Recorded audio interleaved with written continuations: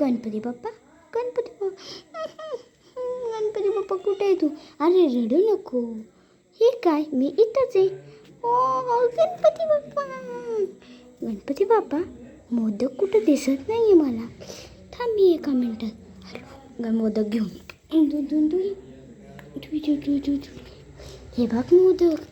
गणपती बाप्पा एवढे मोदक. वा गणपती बाप्पा हे मोदक किती भारी आहेत. मला लय आवडले. गणपती बाप्पा हे मोदक कुठून आणले तू?